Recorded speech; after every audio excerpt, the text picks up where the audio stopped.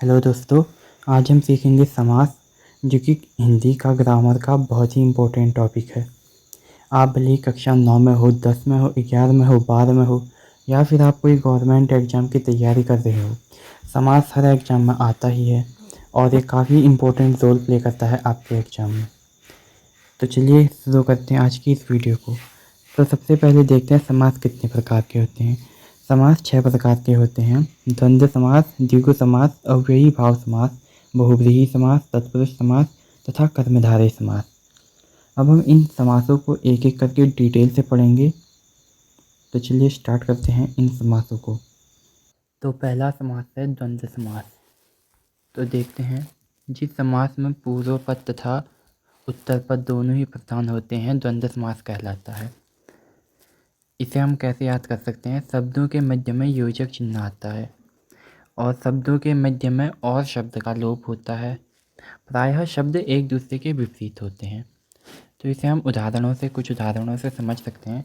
जैसे कि हम कह सकते हैं रात और दिन, रात डैश दिन। हम देख सकते हैं कि रात और दिन एक दूसरे के अपोजिट हैं, विपरीत हैं, और बीच में डैश यानी कि योजक चिन्ह का प्रयोग भी हुआ है। और हम इसको अगर हम थोड़ा अच्छे तरीके से लिखें तो इसको हम लिख सकते हैं रात और दिन। तो इस तरीके से ये वाला एग्जाम्पल इसमें हम लिख सकते हैं। और इसका एग्जाम्पल क्या हो सकता है? और माता पिता, माता डैश पिता। इस तरीके के एग्जाम्पल इसमें आते हैं। बाकी क्वेश्चन तो हम लास्ट में करेंगे ही। तो अब अगला देखते हैं। अगला है द्विगु समास। द्विगु समास क्या होता है? जिस समास में पूर्व पद संख्यावाची हो, द्विगु समास कहते हैं। तो इसे हम कैसे समझ सकते हैं? द्विगु समास में संख्या की प्रधानता होती है। मतलब जिस भी समास में कोई नंबर आ जाए तो ज़्यादातर केसेस में वो द्विगु समास ही होगा। जैसे कि यहाँ पर उदाहरण है नवरत्न। इसे हम एक्सपेंड करके लिखें, नौ रत्नों का समूह यानी कि नवरत्न। दूसरा एग्जाम्पल है सतमंजिल, 7 मंजिलों का समूह यानी कि सतमंजिल। यहाँ नवरत्न में 9 रत्नों के समूह में 9 आया, यहाँ 7 आया, यानी कि इसमें संख्या की प्रधानता है, इसीलिए ये द्विगु समास है। इसका एग्जाम्पल और क्या हो सकता है? चौराहा। चौराहा में भी इसे लिख सकते हैं हम, चौराहा यानी कि 4 है, इसमें भी संख्या की प्रधानता है, इसलिए ये भी द्विगु समास का उदाहरण हो गया। अगला देखते हैं।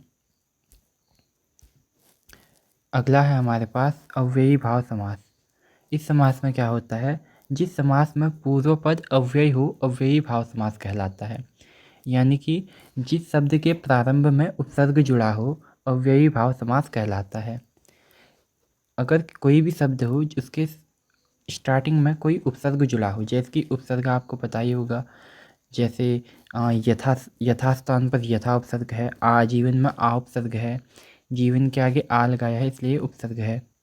तो इस तरीके के एग्जाम्पल इसमें आते हैं। उदाहरण है यथास्थान पर यथा उपसर्ग है इसलिए ये अव्ययी भाव का एग्जाम्पल है। अव्ययी भाव में एक और प्रकार के आते हैं। इसमें आते हैं योजक चिन्ह वाले। पहले उसमें आए थे योजक चिन्ह वाले, जिसमें वो था हमारा द्वंद्व समास। पर लेकिन जो इसमें है, इसमें योजक चिन्ह तो होगा, परंतु शब्द विपरीत नहीं होंगे, सेम होंगे। जैसे रात रात है, दिन दिन है। इसे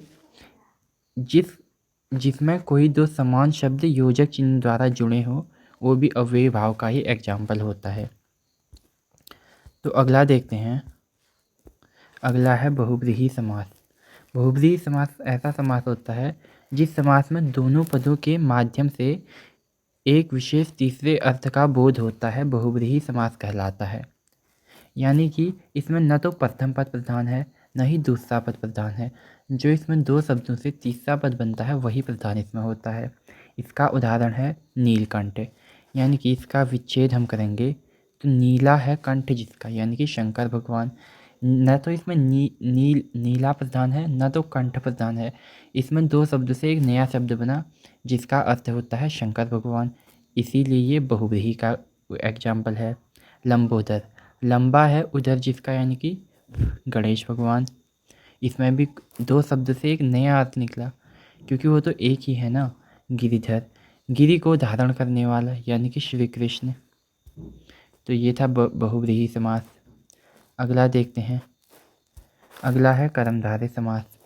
कर्मधारय समास वह समास है जिस समास में पूर्व पद विशेष हो तथा उत्तर पद विशेष्य हो, कर्मधारय समास कहलाता है। या तो इसे हम इस तरीके से समझ सकते हैं कि जिस समास में विशेषता बताई गई हो, कर्मधारय समास कहलाता है। जैसे कि उदाहरण है यहाँ पर काली मिर्च, यानी कि काली है जो मिर्च की विशेषता बताई गई है कि वो काली है, इसीलिए यह है कर्मधारय समास। दूसरा है चंद्रमुखी, चंद्र के समान मुख वाली, यानी कि मुख की विशेषता बताई है चंद्र के समान। ठीक है, तो इस तरीके से कर्मधारय समास हो जाएगा। आगे ये तो हो गए हमारे पास 5 समास। तो जैसे कि अब हमने 5 समास तो कर लिए, द्वंद्व समास, द्विगु समास, अव्ययीभाव समास, बहुव्रीहि समास, कर्मधारय समास। परंतु जो तत्पुरुष समास है उसके अपने आप में 7-8 प्रकार होते हैं, जिन्हें हम अगली वीडियो में करेंगे, क्योंकि इसे जानने के लिए आपको कारक चिन्हों के बारे में पता होना अनिवार्य है। अगर आप कमेंट करेंगे तो मैं इसके बारे में एक अलग सी वीडियो बना दूंगा, जिसमें मैं कारक चिन्ह और तत्पुरुष समास को दोनों को एक ही वीडियो में कवर करूंगा। तो आज के लिए इतना ही, मिलते हैं अगली वीडियो में। थैंक यू, जय हिंद, बाय बाय।